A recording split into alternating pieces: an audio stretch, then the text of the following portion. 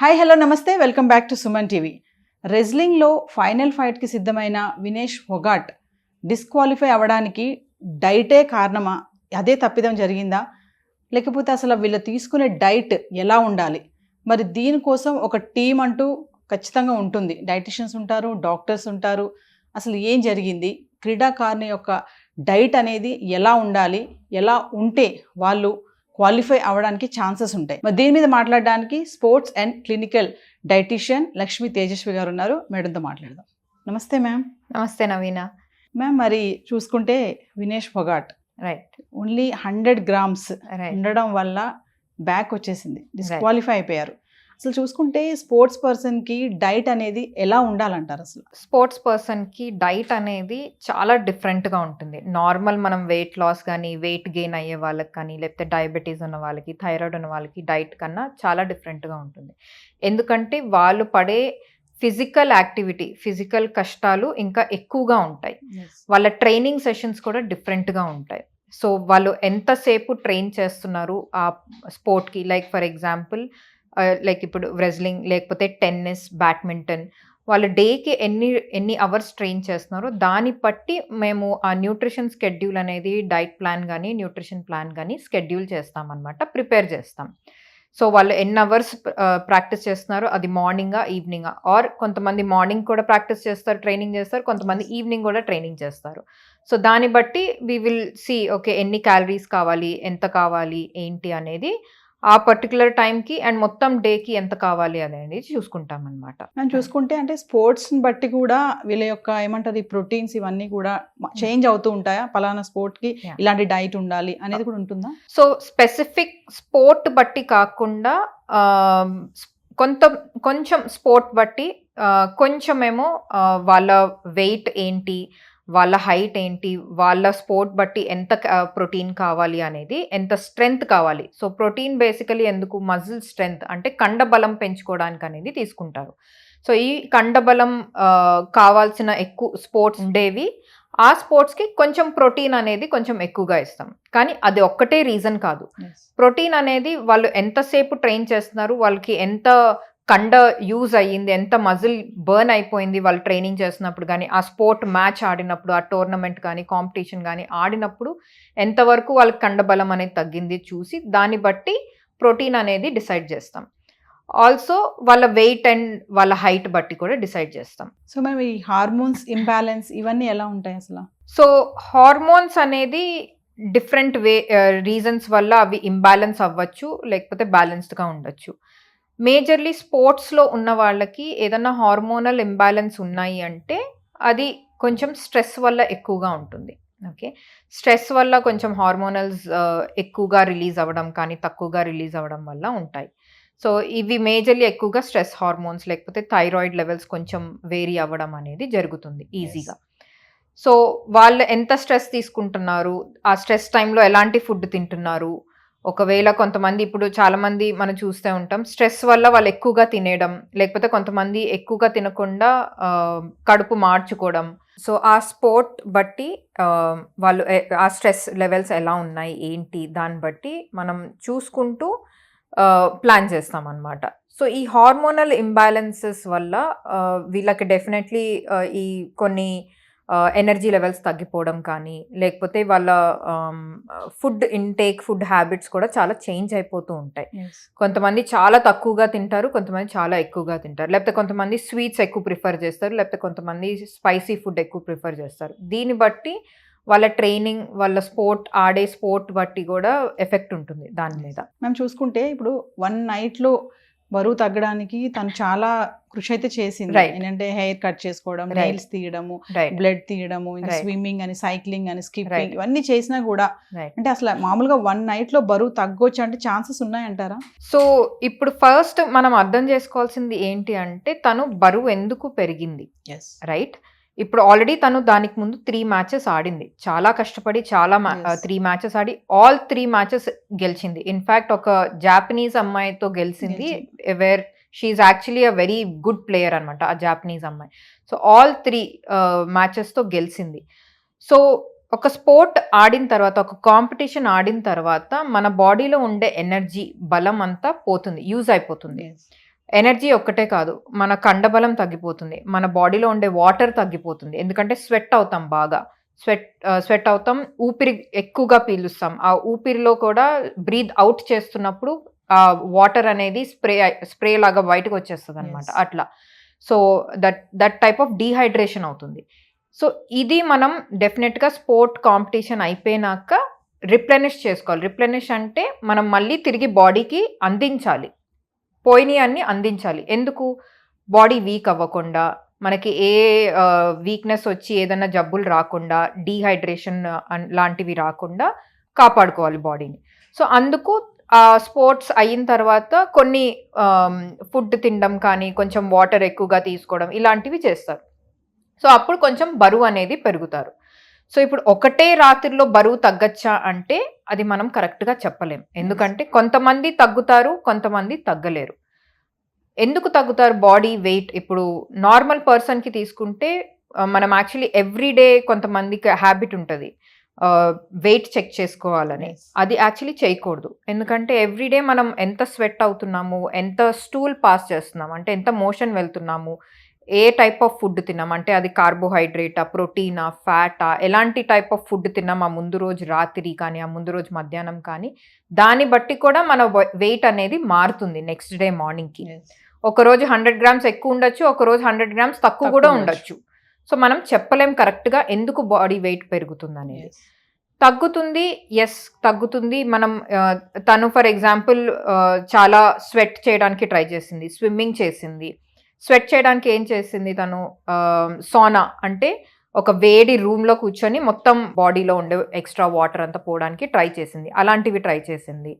So ఎక్కువ exercise చేయడం వల్ల స్వెట్ అయ్యేసరికి, డీహైడ్రేషన్ అయ్యేసరికి ఆ వాటర్ అంతా పోతుంది అనేది ట్రై చేసింది. సో ఆల్మోస్ట్ చాలా వరకు తగ్గింది, కానీ 100 grams మిగిలిపోయింది. అది ఎందుకు అనేది మనం కరెక్ట్గా చెప్పలేం.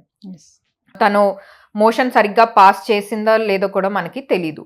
Maybe she would have, athlete కాబట్టి కరెక్ట్ డైట్ తీసుకుంటుంది కాబట్టి she would have definitely motion అంతా సరిగ్గా పాస్ అవ్వడం అంతా జరుగుంటుంది. బట్ ఎందుకు తగ్గలేదు అనేది మనం ఎగ్జాక్ట్ రీజన్ అనేది చెప్పలేము అనమాట. సో మరి వీళ్ళ యొక్క స్లీపింగ్ టైమింగ్స్ కానీ, వర్కౌట్ టైమింగ్స్ ఇవన్నీ ఎలా ఉంటాయి మేడం ఒక స్పోర్ట్స్ పర్సన్కి? సో స్లీప్ టైమింగ్స్ అనేది పర్సన్ టు పర్సన్ డిఫరెంట్ ఉంటుందండి. లైక్ కానీ గుడ్ ప్రాపర్ స్లీప్ అనేది చాలా ఇంపార్టెంట్. లైక్ కొంతమంది ఎలా ఉంటారంటే కాంపిటీషన్ ముందు రోజు, ఎవరైనా competition, any sport, any person, అది చిన్నవాళ్ళైనా పెద్దవాళ్ళైనా, కాంపిటీషన్ ముందు రోజు మాత్రం ఏ ఎక్సర్సైజ్ చేయకూడదు, ఏ యాక్టివిటీస్, హెవీ యాక్టివిటీస్ ఏమీ పెట్టుకోకూడదు. They should be very stress free అనమాట. సో చాలా రిలాక్స్డ్గా ఉండాలి, బాడీ ఫిజికల్గా మెంటల్గా కూడా చాలా రిలాక్స్డ్గా ఉండాలి. సో ఈ టైంలో ఏమవుతుంది అంటే స్లీప్ అనేది మంచిగా ఉంటుంది. ఆ sleep good 8 hours of sleep వస్తే బాడీ రిఫ్రెష్డ్గా ఉంటుంది నెక్స్ట్ డే మార్నింగ్కి, అండ్ రిపేర్ అవుతుంది అనమాట. ఆ నైట్ అంతా మంచి స్లీప్ ఉంటే బాడీ మంచిగా రిపేర్ అవుతుంది. సో ఇట్స్ లైక్ మన బాడీ కూడా ఒక మెషిన్ లాంటిది. సో రోజంతా పనిచేస్తుంది, ఆ నైట్ టైం ఏమో అది రిలాక్స్ అయ్యి రిపేర్ చేసుకోవడానికి టైం తీసుకుంటుంది అనమాట. సో ఆ టైంలో గుడ్ స్లీప్ ఉంటే, డిస్టర్బ్ స్లీప్ కాకుండా గుడ్ మంచి స్లీప్ ఉంటే నెక్స్ట్ డే మార్నింగ్కి డెఫినెట్గా పర్ఫార్మెన్స్ అనేది చాలా మంచిగా ఉంటుంది. మనం చూసుకుంటే అసలు బాడీకి క్యాలరీస్ అనేవి ఎంత ఉండాలి, ఎంత పర్సెంటేజ్ వరకు ఉండాలంటారు? ఇది చాలా సబ్జెక్టివ్ అండ్ వెరీ జనరల్గా చెప్పలేమన్నమాట. ఒక్కొక్కరికి ఒక్కొక్కలాగా ఉంటుంది. లైక్ ఇంతకు ముందు కూడా నేను చెప్పింది, లైక్ వాళ్ళ ట్రైనింగ్ సెషన్స్ చాలా డిఫరెంట్గా ఉంటాయి. లైక్ 3 hours మార్నింగ్ ట్రైన్ చేస్తారు, కొంతమంది మార్నింగ్ 5 నుంచే ట్రైనింగ్ స్టార్ట్ చేసుకుంటారు, కొంతమంది మార్నింగ్ చేస్తూ ఈవినింగ్ 4 o'clockకి కూడా టిల్ నైట్ 7-8 వరకు ట్రైనింగ్ చేసుకుంటూ ఉంటారు. సో ఇట్లా డిఫరెంట్గా ఉంటుంది ట్రైనింగ్ సెషన్స్. వాళ్ళ ట్రైనింగ్ సెషన్స్ బట్టి ఎంత ఇంటెన్స్ ట్రైనింగ్ సెషన్స్ ఉంటున్నాయి. ఆ 3 hours training morning, 3 hours evening training కూడా ఎంతసేపు వారు కంటిన్యూస్గా ట్రైనింగ్ చేస్తున్నారో దాన్ని బట్టి, వాళ్ళ హైట్ బట్టి, వాళ్ళు ఇప్పుడు కరెంట్ వెయిట్ బట్టి ఎంత ఇవ్వాలో దాన్ని బట్టి మేము క్యాల్కులేట్ చేసి ఇస్తామన్నమాట. అది 2000 calories అవ్వచ్చు, అది 3000 calories అవ్వచ్చు, అది 3500 calories కూడా అవ్వచ్చు. సో చాలా డిఫరెంట్గా ఉంటుంది, అందరికీ ఒకలాగా ఉండదు. కొంతమంది బిజీగా ఉంటారు మేడం అథ్లెట్స్, వాళ్ళు ఎంతసేపు ప్రాక్టీస్లోనే నిమగ్నం అయిపోయి ఉంటారు కదా, అలాంటి వాళ్ళకి ఫుడ్ హ్యాబిట్స్ ఎలా ఉంటాయి? సో ఈ బిజీగా ఉండే వాళ్ళకి డెఫినెట్గా it should be more home cooked meal. Okay. Home cooked అంటే చాలా హెల్తీగా ఉండాలి. బయట ఫుడ్స్ అనేది అవాయిడ్ చేయాలి. ఈ హోమ్ కుక్డ్ మీల్ కూడా చాలా బ్యాలెన్స్డ్‌గా ఉండాలి. అంటే మనం జనరల్లీ మాట్లాడతాం కదా! కార్బోహైడ్రేట్, ప్రోటీన్, ఫైబర్ అనేది, విటమిన్స్ అనేది చాలా బ్యాలెన్స్డ్‌గా ఉండాలి. ఓకే. సో, ఈ బ్యాలెన్స్డ్ మీల్ అనేది కంపల్సరీగా తీసుకోవాలి. అండ్ ట్రైనింగ్ అయిన తర్వాత ఇమ్మీడియేట్‌గా ఏమన్నా తింటున్నారా లేదా చూసుకోవాలి. ట్రైనింగ్‌కి ముందు వాళ్ళేమన్నా తిన్నారా లేదా చూసుకోవాలి. ఎందుకు? ట్రైనింగ్‌కి ముందు ఎందుకు తినాలి? ఎనర్జీ కావాలి కాబట్టి. ఆ యెస్. బలం కావాలి. ట్రైన్ చేసుకోవడానికి. ఆ బ్యాడ్మింటన్ గానీ, టెన్నిస్ కానీ, స్విమ్మింగ్ చేయడానికి గానీ, ఆ ఎనర్జీ కావాలి. సో, డెఫినెట్‌లీ తినాలి. చాలామంది ప్లేయర్స్ ఏం చేస్తారంటే తినరు సరిగ్గా. అది. సో, డెఫినెట్‌గా వాళ్ళకి కావాల్సింది చూసుకొని ఆ ట్రైనింగ్ సెషన్ బట్టి ఫుడ్ ఇవ్వాలి. అండ్ నైట్ టైమ్ పడుకునే ముందు కూడా ఏం తింటున్నారో చూసుకోవాలి. వాళ్ళ ఫుడ్ కరెక్ట్ బ్యాలెన్స్డ్‌గా ఉందా ప్రోటీన్‌తో, కార్బోహైడ్రేట్స్‌తో, ఫైబర్‌తో అనేది చూసుకోవాలి. ఎస్పెషల్లీ నైట్ టైమ్ కొంచెం ప్రోటీన్, ఒక టైప్ ఆఫ్ ప్రోటీన్ ఫుడ్ ఎక్కువగా తీస్తే వాళ్ళకి ప్రోటీన్ స్లీప్‌లో తగ్గకుండా ఇంకా బ్యాలెన్స్డ్‌గా ఉండి నెక్స్ట్ డే మార్నింగ్‌కి ట్రైనింగ్‌కి గానీ, కాంపిటీషన్ మ్యాచ్‌కి కానీ ఇంకా హెల్ప్ చేస్తుందనమాట. యెస్. సో, ఇట్లా బ్యాలెన్స్ చేసుకుంటూ కంపల్సరీ రావాలి. సో, కంటిన్యూస్‌గా ప్రాక్టీస్ చేస్తూ మనము హైడ్రేటెడ్‌గా ఉండాలి అంటే ఎలా మేడం? కంటిన్యూస్‌గా ప్రాక్టీస్ చేస్తూ హైడ్రేటెడ్‌గా ఉండాలి అంటే డ్యూరింగ్ ట్రైనింగ్ సెషన్ కానీ, లేకపోతే కాంపిటీషన్ అవుతున్నప్పుడు మధ్య మధ్యలో సిప్ ఆఫ్ లిక్విడ్స్ తీసుకోవాలి. ఫ్లూయిడ్స్ ఏదో ఒకటి తీసుకోవాలి. ప్లెయిన్ వాటర్ అనేది సరిపోదు. ఎందుకంటే మనం స్వెట్ అయినప్పుడు ఓన్లీ వాటర్ వెళ్ళిపోదు. దాంతో పాటు బాడీలో ఉండే సాల్ట్స్ అంటాం, ఎలక్ట్రోలైట్స్. సోడియం, పొటాషియం ఇట్లాంటివన్నీ కూడా వెళ్ళిపోతాయి బాడీలోంచి. సో, ఇవి కూడా మనం ఆ లిక్విడ్స్‌లో మనం వాటర్ తాగుతుంటే ఆ సోడియం, పొటాషియం ఉండే లిక్విడ్స్ తీసుకుంటే మనకి డీహైడ్రేషన్ అవ్వకుండా ఉంటుంది. ఎంత తీసుకోవాలి అంటే అది depends on person to person మళ్ళీ. యెస్. వాళ్ళకి ఎంత సేపు ట్రైనింగ్ చేస్తున్నారో చూసుకొని వాళ్ళకి 2 లీటర్స్ కావాలా, 3 లీటర్స్ కావాలా అనేది చూసుకుంటాం. కానీ ఒక్క స్టాండర్డ్ రూల్ ఏం పెట్టుకోవాలంటే, ఒక గంట ట్రైనింగ్ చేస్తున్నారంటే ఎనీవేర్ బిట్వీన్ 350 ఎంఎల్ నుంచి ఒక 500 ఎంఎల్ వరకు తాగొచ్చు. సో, ఇది కొంచెం స్టాండర్డ్‌గా పెట్టుకోవచ్చు అందరూ. 350 ఎంఎల్ నుంచి 500 ఎంఎల్ వరకు ఒక 1 అవర్‌లో. మళ్ళీ స్పోర్ట్ బట్టి కూడా డిఫరెంట్ ఉంటుంది అది. సో, ఇది స్టాండర్డ్‌గా పెట్టుకొని 3 అవర్స్ వాళ్ళు చేస్తున్నారంటే లెట్స్ టేక్ 350 ఆర్ 400 ఎంఎల్ వాళ్ళు 1 అవర్‌కి ఎవ్రీ 1 అవర్ తీసుకుంటున్నారంటే, సో 3 అవర్స్ 400 ఎంఎల్ వాటర్ తీసుకోవాలనమాట. యెస్. అట్లా కాలిక్యులేట్ చేసుకుంటూ తీసుకోవాలి. మేము కామన్‌గా చూసుకుంటే ఒక కామన్ మ్యాన్ ఒక రోజులో ఇంత వెయిట్ తగ్గాలి. సపోజ్ ఒక 2, 3 కేజీలు తగ్గాలి అంటే తగ్గే ఛాన్సెస్ ఉన్నాయా? అసలు ఎంత తగ్గొచ్చంటారా? 1 డే ఫాస్ట్ మెథడ్స్ అనేవి ఉండవు ఎక్కడా కానీ. ఓకే. సో, అండ్ అట్లా వెయిట్ తగ్గడం కూడా హెల్తీ కాదు. యెస్. డెఫినెట్‌లీ హెల్తీ కాదు. సో, కంపల్సరీ వాళ్ళు చూసుకుంటూ మెల్లగానే వెయిట్ తగ్గాలి. ఓవర్ ద కోర్స్ ఆఫ్ 15 డేస్‌లో కానీ, 30 రోజుల్లో వెయిట్ తగ్గేలాగా చూసుకోవాలి గానీ, 1 డే, 1 వీక్, 10 డేస్ అనేది గోల్ పెట్టుకొని 10 డేస్‌లో 10 కిలోస్, 10 డేస్‌లో 5 కిలోస్ ఇట్లా అయితే చేయకూడదు. యెస్. అండ్ 1 డేలో 2 కిలోస్ తగ్గిపోవాలనేది చూసుకోకూడదు. అది. సో, అలా చూసుకున్న వాళ్ళు ఏం చేస్తారంటే మరీ తిండి తగ్గించేయడం, ఆ రోజు అసలు ఏమి తినకుండా ఉట్టి ఒక గ్లాస్ పాలు తాగడం, లేకపోతే ఒక చపాతీ తినడం అట్లా చేస్తారు. సో, అలా తినడం వల్ల ఏమవుతుందంటే వాళ్ళకి వేరే న్యూట్రియంట్స్ ఏవి రావు. వేరే న్యూట్రియంట్స్ అంటే ఉట్టి ఒక చపాతీ, కొంచెం కూర తింటారు. ప్రోటీన్ ఏమి ఉండదు దాంట్లో. లేకపోతే వాటర్ సరిగ్గా తాగరు. సో, అవసరమైన క్యాలరీస్ ఆ బాడీకి ఆ రోజు కావాల్సింది రాదు. దొరకనప్పుడు డెఫినెట్‌గా బాడీ మీద వేరే ఎఫెక్ట్స్ అనేవి ఉంటాయి. మేము కామన్‌గా ఈ ప్రోటీన్స్ విషయంలో అథ్లెటిక్స్ చేసే మేజర్ ప్రాబ్లమ్ ఏముంటాయి మేడం? ప్రికాషన్స్ లేకుండా వాళ్ళు ఏం మిస్టేక్స్ చేస్తూ ఉంటారు? ఏం ప్రికాషన్స్ తీసుకోవచ్చంటారు? ప్రోటీన్ ఏంటంటే చాలామంది సప్లిమెంట్స్ మీద ఎక్కువగా ఫోకస్ చేస్తూ ఉంటారు. Athletes especially. ఒక్క రూల్ ఏంటి అంటే ఎవ్వరు అండర్ ఏజ్ వాళ్ళు అంటే 17, 18 ఇయర్స్ కన్నా తక్కువ ఉన్న వాళ్ళు పిల్లలు డెఫినెట్‌గా సప్లిమెంట్స్ అనేది తీసుకోకూడదు. మల్టీవైటమిన్ ఇట్లాంటివి అయితే పర్వాలేదు కానీ ప్రోటీన్ సప్లిమెంట్స్ లాంటివి చాలా different types of protein supplements Yes. ఉంటాయి. ఇట్లాంటి వాటి మీద డిపెండ్ అవ్వకూడదు. 2 రీజన్స్ దానికి. ఒకటి సేఫ్ కాదు వాళ్ళ అండర్ ఏజ్‌కి. ఇంకో రీజన్ ఏంటంటే అంత చిన్న ఏజ్‌లోంచే వీళ్ళు వాటి మీద బాడీ డిపెండ్ అయిపోయింది అంటే వాళ్ళు పెద్దగా అవుతూ లైక్ ఇప్పుడు 29 ఇయర్స్, 28 ఇయర్స్ వరకు వాళ్ళు మ్యాచెస్ ఆడాలి అంటే ఆ ప్రోటీన్ సప్లిమెంట్స్ ఆల్రెడీ ఇన్ని ఇయర్స్ తీసుకున్నారు కాబట్టి ఇంకా ఆ ఏజ్‌కి వచ్చేసరికి సరిపోదు. ఇంకా హై డోసెస్ తీసుకోవాలి లేకపోతే దానికన్నా ఇంకా పవర్ఫుల్ డోసెస్ తీసుకోవాలి. దానికన్నా ఇంకా పవర్ఫుల్ అంటే ఏమీ ఉండవు. Yes. అవి దే ఆర్ ప్రొహిబిటెడ్ సబ్స్టెన్సెస్ ఉంటాయి విచ్ దే షుడెంట్ టేక్. అవి తీసుకోవడానికి డిపెండ్ అయిపోతారు. ఎందుకంటే ఈ ప్రోటీన్ సప్లిమెంట్స్ వల్ల వాళ్ళకి ఏం ఉపయోగం ఉండలేదు. వీళ్ళు ఎందుకంటే ఆల్రెడీ 17 years 16 years నుంచే తీసుకోవడం అలవాటు చేసేసుకొని 25 years వచ్చేసరికి అవి బాడీకి అలవాటు అయిపోయి వాళ్ళకి పనిచేయవన్నమాట. Yes. సో డెఫినెట్గా after an age of 20 years supplements మెల్లగా స్టార్ట్ చేసుకుంటూ చూసుకోవాలి. అండ్ ఓన్లీ సప్లిమెంట్స్ మీద కూడా డిపెండ్ అవ్వకూడదు. ఇప్పుడు చాలా న్యాచురల్ ఫుడ్స్ మీద ప్రోటీన్ చాలా, especially if somebody is a non vegetarian, definitely వాళ్ళకి బెనిఫిట్ ఉంటుంది. వెజిటేరియన్స్కి కూడా గుడ్ ప్రోటీన్ ఉంటుంది, కానీ అది బ్యాలెన్స్డ్గా తీసుకోవాలి. ఎలాంటి వెజిటేరియన్ ప్రోటీన్స్ తీసుకుంటున్నారో ఫుడ్స్ తీసుకొని కూడా వాళ్ళు అచీవ్ చేయగలరు అనమాట.